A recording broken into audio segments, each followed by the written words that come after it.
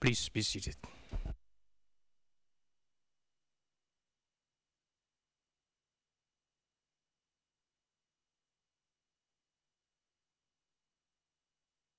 The next topic. Maître Joshi, sujet suivant. C'est la réunion des 22 et 25 août, dont a parlé M. Tailler à la page du compte-rendu 34076. Il dit que nous avons mal cité la situation dans notre mémoire à la page 110 du mémoire. Est-ce que nous pourrions concéder que malheureusement, dans notre mémoire, nous avons fait la confusion entre les deux réunions? Je pense que M. Tailler l'avait assez bien compris car il a bien abordé chacune de ces réunions. S'agissant de la réunion du 22 août, à laquelle Guerrero n'a pas assisté, elle était à Boriquet. Et Smith disait de cette réunion qu'elle était, je cite, fascinante, disait que c'était une réussite, c'est aussi une citation, et aussi pas dans le bon sens. Autre citation. Mettez ça en contraste avec la réunion du 25 août, où Guerrero n'était pas et que Smith a qualifié de rapide et de tout à fait habituel. Fin de citation. Paragraphe 159 du mémoire de l'accusation. L'accusation y parle de la façon dont Guerrero aurait supervisé l'opération Sprecha 95. Apparemment, il l'aurait fait en plaçant au poste de commandement avancé l'assistant du commandant chargé de la morale. Nous disons que l'accusation n'a pas bien compris la structure de compte-rendu très stricte appliquée dans la VRS. Structure en vertu de laquelle, au niveau du corps, l'officier chargé de la morale n'avait pas le droit de rendre compte directement à l'organe dirigé au niveau de l'état-major principal par Guerrero. Et ne le faisait pas d'ailleurs. C'est ce que nous disons dans notre mémoire aux pages 121 à 123. Nous décrivons le fonctionnement véritable. Brièvement, le département des opérations envoyait des rapports envoyés par les corps. Ce département faisait la distinction entre les différentes questions et les envoyait acquis de droit donc à chacun des commandants. En second, le général Guerrero ne recevait que des mises à jour quant à la situation en matière de morale dans le cadre de l'opération Sprecha 95 que de cette façon-là.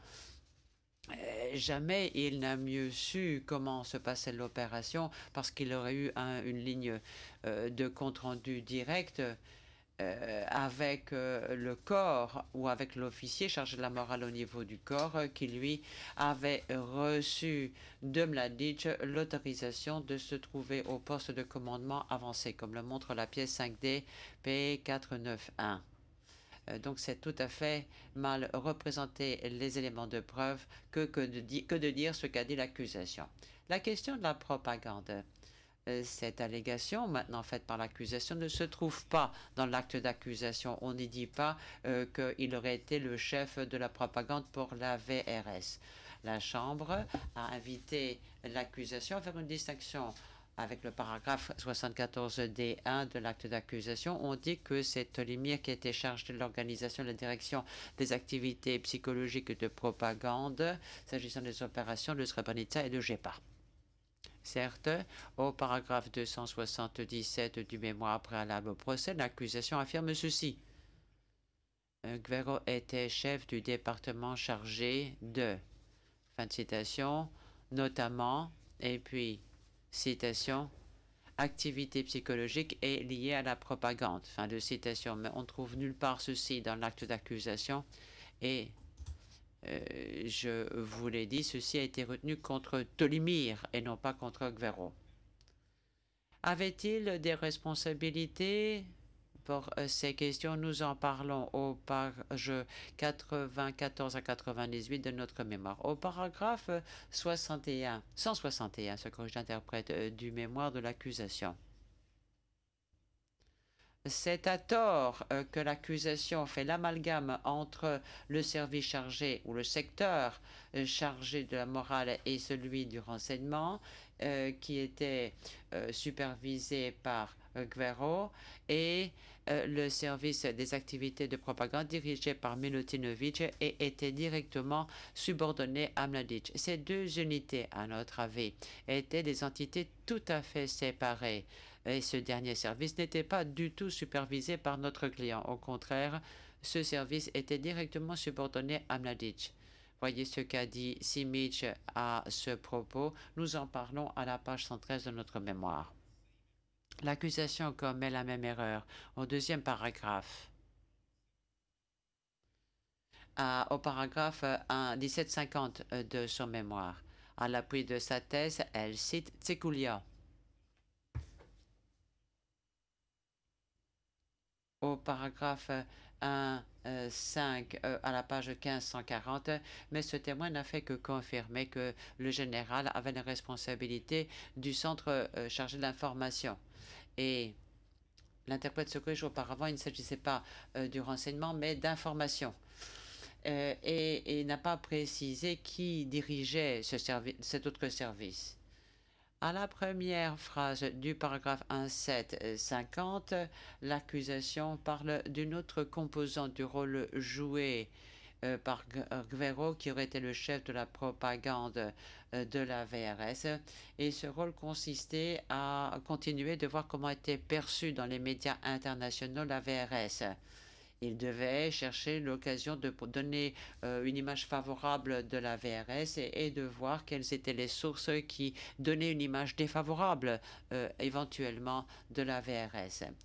L'accusation a utilisé uniquement une demande faite en 92 pour dire comment il traitait les journalistes à la pièce CD123. Et c'est vraiment faire un saut quantique que d'en déduire ce qui est mal dit à la deuxième phrase de ce paragraphe. En fait, l'accusation ne cite aucun élément de preuve à l'appui de cette idée assez ahurissante selon laquelle l'homme de Gvero s'était trouvé à la réunion de l'hôtel Votan. Est-ce que l'accusation a jamais dit qu'il avait un de ses hommes à l'hôtel Fontana? Mais bien sûr que non. Tout ceci a été découvert ou inventé au hasard des méandres de l'accusation. Dernier exemple. S'agissant de la responsabilité imputée à Gvero en tant que chef de la propagande, pareil pour Melitic, ceci se trouve au paragraphe 162. Un exemple est-il dit par l'accusation des activités psychologiques et de propagande de Gvero et de son organe contre la population ennemie, c'est qu'on se servait d'un haut-parleur à GEPA pour diffuser des messages du général Mladic. On appelait la population de GEPA à quitter l'enclave. Fin de citation. C'est une erreur. Ce n'est pas la pièce P2588 qu'il faut citer, mais la pièce P2788. Mais en fait, le document qui est cité, c'est ce qu'a dit Tolimir au service chargé de la sécurité. Et ceci fait référence à l'implication du centre de Milutinovic. À ce moment-là, on parle de l'utilisation d'un haut-parleur, mais ceci n'a rien à voir avec le général Gvero. À la page 34086, l'accusation a affirmé dans son réquisitoire que Gvero avait la capacité de ne pas être d'être en désaccord, de marquer son désaccord avec Mladic tout en gardant son poste, ce qui prouve que Mladic avait confiance en lui et l'appréciait. Le rapport, les relations existant entre deux hommes sont exposées de façon détaillée à partir de la page 77 de notre mémoire. D'ailleurs, ce que nous disons, c'est que au minimum, on peut dériver, faire découler la déduction des éléments de preuve que Mladic n'avait pas vraiment le choix et qu'il préférait garder cet homme plutôt que Deronic. 607.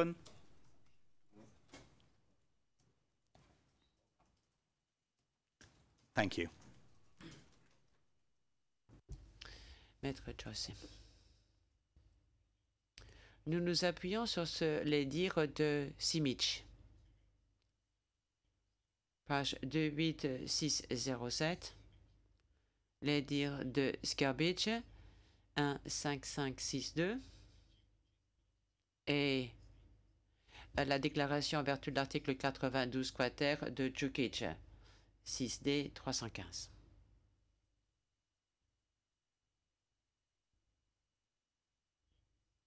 Deux points de droit.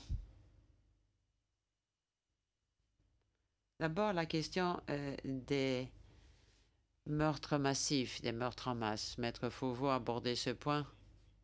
Je vais faire de même en quelques mots. Il y a plusieurs points du mémoire de l'accusation. L'accusation affirme sans appuyer ce qu'elle dit que le général Véran avait connaissance de ces meurtres en masse et de cette opération meurtrière, par exemple au paragraphe 477, mais rien n'est cité à l'appui de cette conclusion assez ahurissante.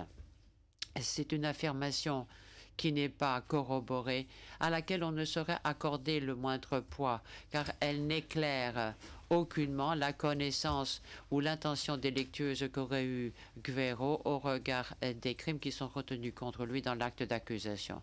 Autre exemple de la même situation, vous les trouverez au paragraphe 1804 et 1809.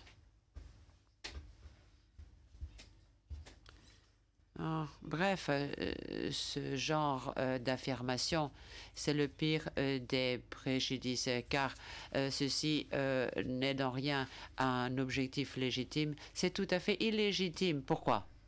Parce que l'accusation le sait pertinemment. Le général Guerrero n'est pas accusé de ces allégations. C'est un choix qu'a fait l'accusation de ne pas retenir ces allégations contre lui. Et je pourrais dire que ces allégations et ces manifestes sont les pires qu'on puisse imaginer, qu'on puisse dans tout l'éventail des infractions pénales qu'on peut avoir, puisqu'on n'a pas retenu contre lui ces allégations. À aucun stade de la procédure, la défense n'a cherché à les aborder. C'est ce qui se fait dans un procès au pénal.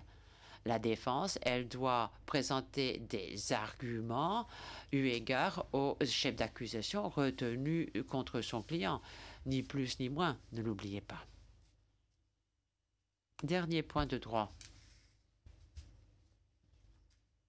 La question des crimes opportunistes.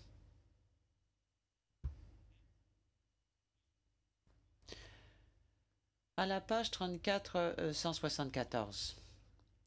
Monsieur Elderkin a essayé de réagir à nos arguments présentés ou concernant le paragraphe 31.1a de l'acte d'accusation. Ce qui découle, en tout cas c'est ce que nous avons compris de ces arguments, c'est que maintenant l'accusation dit que ces soi-disant crimes opportunistes se seraient déroulés le 13 juillet. Et non plus, comme il avait été dit, le 12 juillet. Ce point est très simple et notre mémoire le montre clairement. Nous abordons au procès, comme dans notre mémoire, les chefs retenus dans l'acte d'accusation qui concerne le 12 juillet. Nous estimons qu'il est inadmissible, qu'il est injuste que l'accusation essaie maintenant de changer sa théorie en clôture, alors qu'elle ne le fait même pas dans son mémoire en clôture. Et nous nous appuyons sur le précédent que représente le jugement Kunaratz, 4 novembre 1999, paragraphes 16 et 17. De façon plus générale, en matière de meurtre opportuniste, je voudrais vous parler de la prévisibilité. L'acte d'accusation affirme que ces meurtres étaient une conséquence prévisible et naturelle de l'entreprise criminelle commune qui était le transfert forcé de la population de Srebrenica. Mais l'accusation ne présente aucun fait à l'appui de ce qu'elle avance. Elle donne simplement des détails concernant les meurtres eux-mêmes. La défense n'a eu aucune indication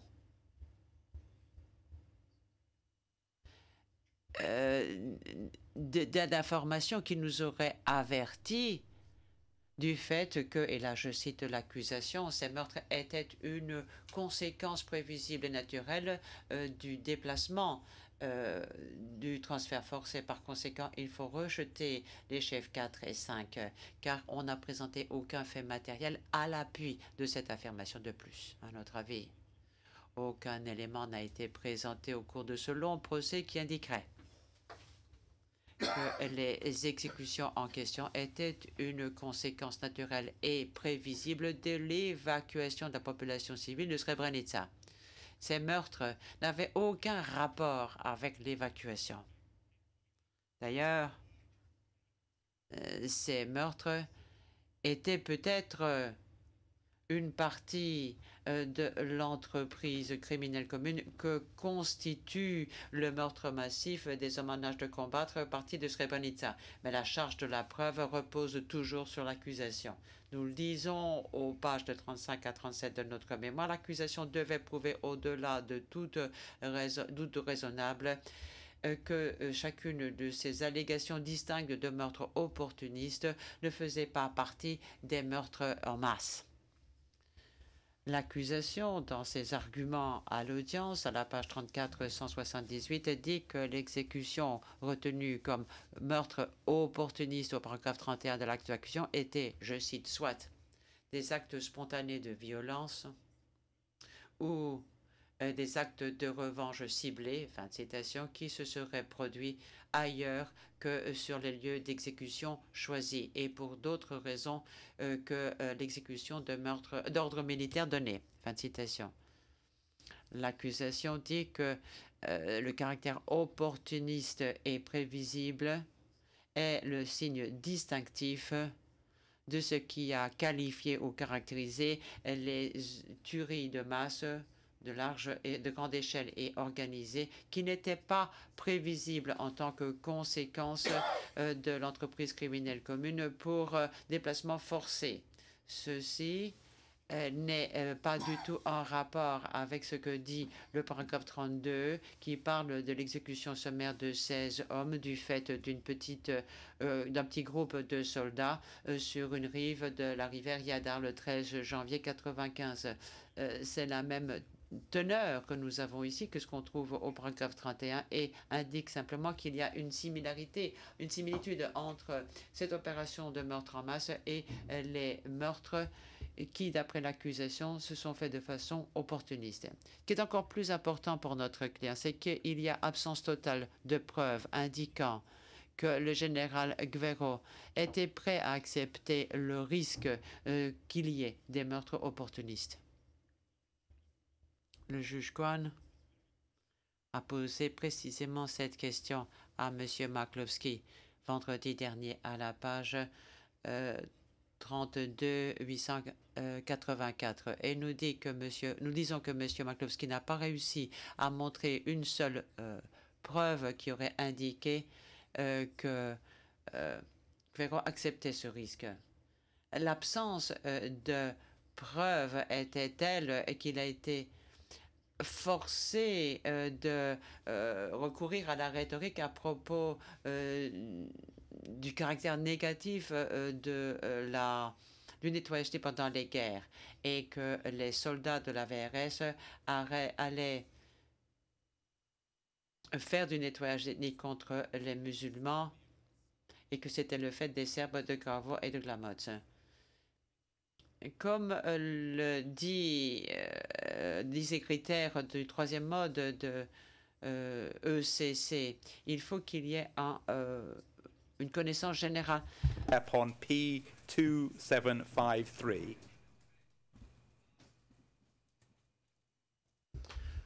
Comme nous le disons pour ce qui est du caractère prévisible du troisième mode de responsabilité ou d'entreprise criminelle commune. Nous parlons ici de la pièce 2753, document du général Guerrero du 10 juillet intitulé l'atout majeur de la guerre musulmane. Il dit que quelque part, ceci indique que Guerrero a accepté le risque de meurtre opportuniste à la suite de l'évacuation de la population civile. Puisque l'opération d'évacuation n'avait pas encore eu lieu au moment où on écrit la pièce P2753, on a peine à comprendre comment ce document pourrait montrer l'intention délictueuse de M. Guerrero pour ces meurtres opportunistes en vertu de l'ECC troisième mode. L'ECC troisième mode.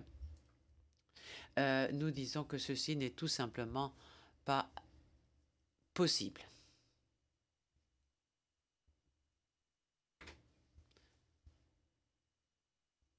J'apporterai un dernier volet qui devrait durer une quinzaine de minutes.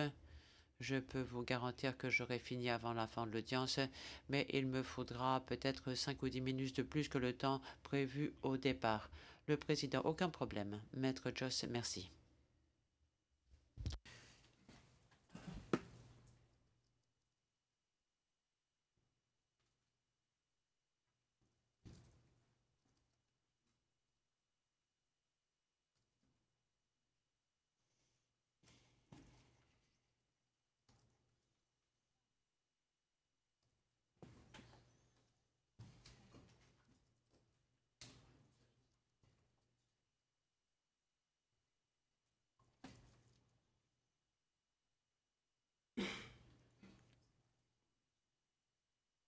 Mr. Haynes. Le président, Maître Haynes.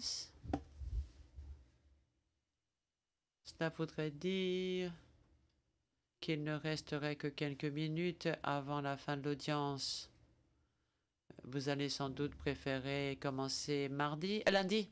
Réponse. Si j'avais 15 minutes, j'aurais commencé. Mais le président, mais vous n'aurez pas 15 minutes. Maître Haynes, effectivement. Le président, poursuivez, Maître Joss. Maître Joss, parlons de la question de la peine à fixer.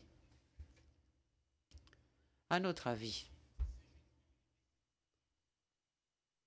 cette institution a décidé de ne pas faire de distinction entre la condamnation et la fixation de la peine. C'est vraiment, à notre avis, regrettable. Il y a beaucoup d'inconvénients à cela. Je ne vais pas tous les évoquer maintenant. Mais ça veut dire qu'un avocat se trouve dans une position peu enviable. Pendant toute la durée du procès, nous le savons tous, qui a duré plus de 3 ans, les avocats ont crié à tue-tête l'innocence de leurs clients. Et en fin de procédure, tout à la fin de cette procédure, maintenant, ce même avocat doit dire, mais attendez, messieurs les juges, madame et messieurs les juges, si vous trouvez que mon client est coupable, vous devrez penser à ceci lorsque vous allez fixer la peine que vous voulez lui infliger. C'est tout à fait frustrant pour nous, avocats de la défense. Mais c'est aussi difficile et difficile à accepter pour un accusé. Mais ça va plus loin que cela, car en fond, ça veut dire qu'un avocat est incapable de faire des commentaires, de préciser pourquoi ou sur quelle base son client a été condamné. Qu'est-ce que je veux dire? Si la procédure était correcte, si on avait d'abord un jugement portant condamnation, ça voudrait dire qu'un accusé et son ou ses avocats pourra savoir quels sont les chefs d'accusation retenus au moment du verdict contre lui. Et comme ici nous n'avons qu'un système avec des juges, l'accusé saurait pourquoi il a été condamné et quel est son degré de culpabilité, car tout ceci serait dit dans le jugement. Et ça voudrait dire que l'avocat de la défense peut aborder toutes ces questions au moment de la fixation de la peine pour présenter des circonstances atténuantes. Manifestement, c'est quelque chose que je ne peux pas faire pour le général Guerrero. Tout ce que je peux faire, au mieux, c'est de vous dire que si vous le condamnez, pour l'un ou tous les chefs d'accusation retenus contre lui, Ça veut dire qu'au moment de fixer la peine, vous devrez vous mettre à ma place. Vous devrez vous demander ce que la défense devrait dire quant au mode, à la nature de la condamnation et au degré de culpabilité que vous allez retenir contre l'accusé. Ce que je peux dire maintenant, tout ce que je vais dire dans les quelques minutes qui suivent doit se replacer dans le contexte suivant. Maître Karkovitch et moi-même, au nom de M. Guerrero, nous ne nous écartons pas de ce que nous avons dit tout au long du procès. Nous disons toujours qu'il est innocent et qu'effectivement, il faut le déclarer innocent de tous les chefs retenus contre lui dans l'acte d'accusation. Nous disons que l'accusation n'a pas apporté la preuve d'une telle culpabilité au-delà de tout doute raisonnable.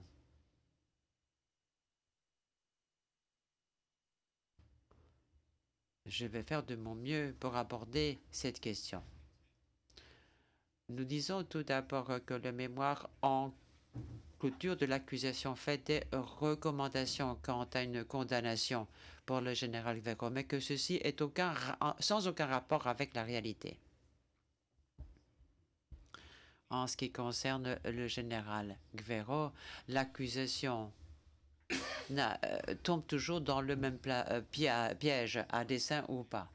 Le premier paragraphe de 1806 dit que plus de 7000 personnes ont été tuées de façon systématique. Bon, je ne veux pas ici faire comme si ce sujet important ne comptait pas, comme s'il n'était pas important. Ça ne fait pas l'ombre d'un doute. Un crime terrible de meurtre en masse a été commis. Mais il ne fait aucun doute non plus que Milan Guerrero n'est pas accusé de ce crime et que manifestement il n'aura pas à en être puni, à en répondre. Si on essaie de lui attribuer ces meurtres en masse au moment de la peine, c'est là commettre une erreur de la part de l'accusation. C'est quelque chose de tout à fait négligent. C'est extrême et c'était tout à fait malheureux. C'est vraiment honteux. Pour ce qui est des recommandations, en fait, ça n'a rien à voir avec la réalité, je l'ai déjà dit. Beaucoup de commentateurs reconnaissent que le niveau des peines infligées au TPY est un peu le pire qu'on peut faire d'une science imprécise. Il y a peut-être de bonnes raisons à cela, mais quand on parle des infractions retenues au niveau de Srebrenica, à notre avis, vu le nombre des accusés déjà condamnés pour le rôle qu'ils ont joué à Srebrenica, je pense qu'il faut rester cohérent. C'est souhaitable. À cet égard, nous vous invitons à relire certains passages du tout dernier jugement rendu en rapport à ces événements. Il s'agit de l'arrêt Blagojevic et Jokic rendu le 9 mai 2007. Toute cette thématique est abordée au paragraphe 319 à 346. Au paragraphe 333, la Chambre d'appel décrit l'affirmation de l'accusation selon laquelle la peine imposée à Blagojevic est inappropriée comparée à ce qui a été infligé à Krstić, Momian Nikolic et Obrenovic. N'oublions pas que l'accusation demandait précisément qu'il y ait cohésion, cohérence dans le niveau des peines imposées. C'est ce qu'elle demandait à la Chambre d'appel. Certes, au paragraphe 333, la Chambre d'appel dit qu'il est peu utile de comparer des peines imposées par ce tribunal. Mais nous disons qu'au paragraphe 334, en fait, la Chambre d'appel fait précisément cela. Elle fait une comparaison entre les peines, car manifestement, on a à la base de ces condamnations soit les mêmes faits ou des faits qui semblent être les mêmes, mais le rôle joué à chaque fois par l'accusé n'est pas le même. Ainsi, tout à la fin de ce paragraphe, la Chambre d'appel dit ceci, je la cite. La responsabilité pénale de Blagojevic n'est pas la même non plus, car À l'inverse de Momir Nikolic et de Obrenovic, Blagojevic n'a pas été condamné pour avoir participé à l'opération de meurtre en masse. La position et l'analyse, soutenons-nous, est analogue au paragraphe 345 dans la mesure où cela concerne Jokic.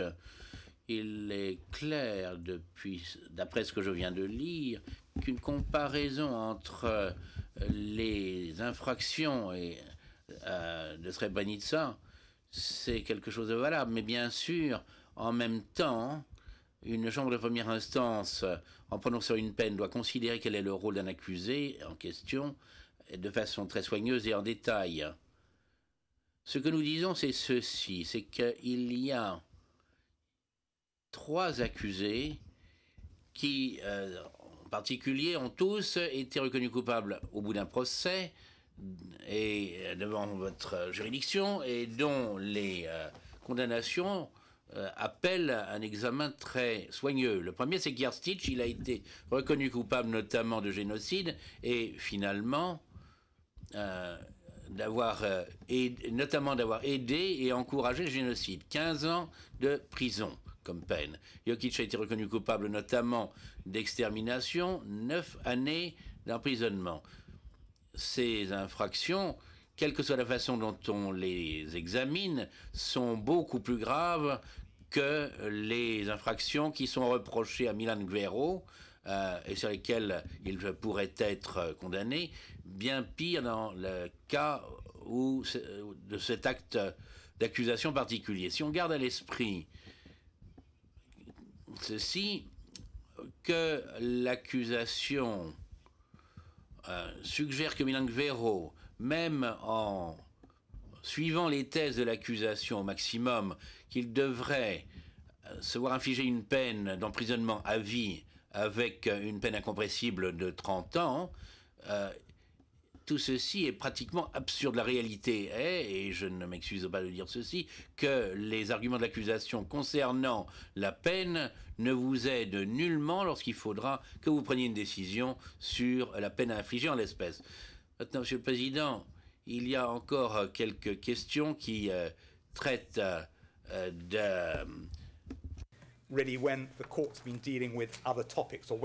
qui concernent les circonstances atténuantes sur lesquelles je me fonde et qui sont ressorties de ce procès, en fait un peu par inadvertance, lorsque la Chambre s'occupait d'autres sujets et d'autres témoins, et donc je vais être obligé de les évoquer extrêmement rapidement, simplement en donnant des indications de pages. Le premier point, c'est que nous voudrions vous inviter à regarder la page 75, paragraphe 135 et la page 116, paragraphe 53 de notre mémoire en clôture en ce qui concerne Hasim Rodic.